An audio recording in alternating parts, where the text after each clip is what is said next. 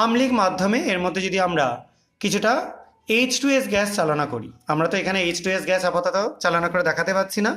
এখন আমি এখানে কিছুটা Na2S যোগ করে দেখাবো তোমাদের কি পরিবর্তন ঘটে, এবং এর সঙ্গে সঙ্গে আমরা এখানে কি বিক্রিয়াটা দেখতে পেলাম সেটা নিয়ে একটু আলোচনা করব। তো প্রথমে আমি কিছুটা লঘু অ্যাসিড যোগ করে দিচ্ছি এর মধ্যে।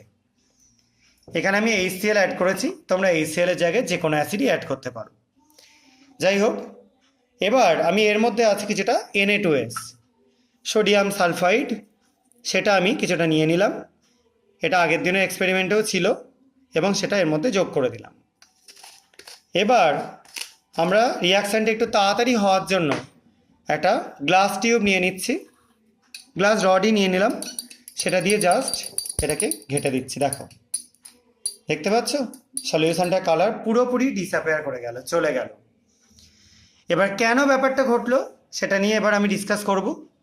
মেনলি আমরা এখানে যে সলিউশন নিয়েছিলাম সেটা ছিল কি, পটাশিয়াম পারম্যাঙ্গানেটের KMnO4 যেখানে Mn ছিল +7 স্টেটে, তার মধ্যে আমরা অ্যাড করে দিলাম কিছুটা অ্যাসিড এবং তার মধ্যে অ্যাড করেছিলাম